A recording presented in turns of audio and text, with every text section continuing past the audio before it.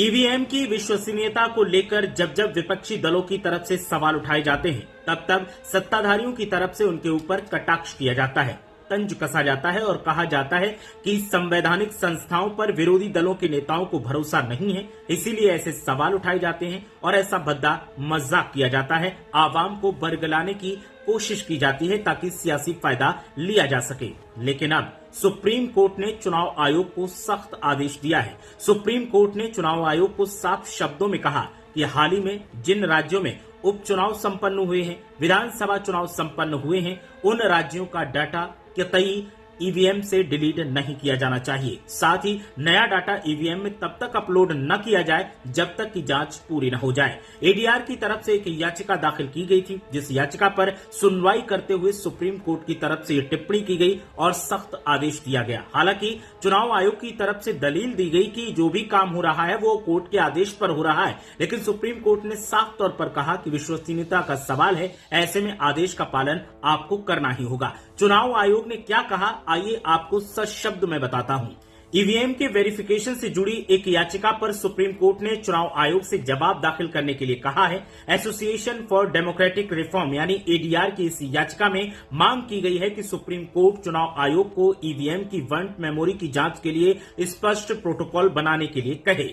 Supreme court के chief justice Sanjeev Khanna और justice Dipankar Datta की बेंच ने मार्च के पहले सप्ताह में सुनवाई की बात कही है। कोर्ट ने यह भी कहा है कि जिन जगहों पर हाल ही में चुनाव हुए हैं, उनके ईवीएम का डेटा चुनाव आयोग फिलहाल न मिटाए, न ही उसमें नया डेटा अपलोड करे। याचिका में पिछले साल आए सुप्रीम कोर्ट के अहम फैसले का हवाला दिया गया है। इस फैसले में सुप्रीम कोर्ट ने बैलेट पेपर यानी मत पत्र के जरिए चुनाव की पुरानी व्यवस्था बहाल करने से मना कर दिया था। साथ ही वीवीपैट की सभी पर्चियों को गिनने की मांग को भी ठुकरा दिया था, लेकिन कोर्ट ने बेहतर पारदर्शिता के लिए चुनाव परिणाम घोषित होने के एक सप्ताह के भीतर ईवीएम के वर्ड मेमोरी की जांच की अनुमति दी थी। तो सुप्रीम कोर्ट की तरफ से अब सख्त निर्देश देते हुए चुनाव आयोग से कहा गया है कि आपके ऊपर जो सवाल उठ रहे हैं, उन सवालों के जवाब तलाश करने जरूरी हैं और जब तक सवालों के जवाब नहीं मिल जाते हैं, तब तक आप ईवीएम में जो भी डेटा है उसे डिलीट न करें, उसे बनाकर रखें, सुरक्षित रखें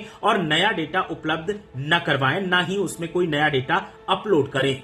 ईवीएम पर होने वाली बहस नई नहीं है। हर बार ऐसा देखने को मिलता है कि जब जब कहीं चुनाव संपन्न होता है और जिस दल की हार होती है, वो दल ईवीएम पर ठीकरा फोड़ देता है और उसका कहना होता है कि उसका जनाधार था, लेकिन ईवीएम में गड़बड़ी करके उसे हराया गया है। और खासकर सत्ताधारी पार्टी बीजेपी पर इस तरह के आरोप लगातार लगते आ रहे हैं। हालांकि बीजेपी की तरफ से ईवीएम की विश्वसनीयता पर कभी सवाल नहीं उठाए गए। बीजेपी का हमेशा यही कहना होता है कि हम चुनाव संवैधानिक तरीके से लड़ते हैं, लेकिन हारने वाले न जाने क्यों ठीकरा हमेशा ईवीएम पर फोड़ देते हैं, चुनाव आयोग पर फोड़ देते हैं। साथ ही इसलिए और सवाल चुनाव आयोग पर उठते हैं कि जब जब चुनाव संपन्न होते हैं, तब तब कई तरीके के ऐसे वीडियोज सामने आते हैं, ऑडियो सामने आते हैं, जिनको लेकर के एक्शन की मांग की जाती है, लेकिन चुनाव आयोग उन पर मौन साध कर बैठ जाता है। और जब ऐसा होता है तो फिर सवाल उठने लाजिमी है। ऐसे में तमाम याचिकाएं लगातार सुप्रीम कोर्ट में दायर की जाती रही हैं, लेकिन अब एडीआर की याचिका पर सुप्रीम कोर्ट की तरफ से सख्त आदेश दिया गया है, जिसके बाद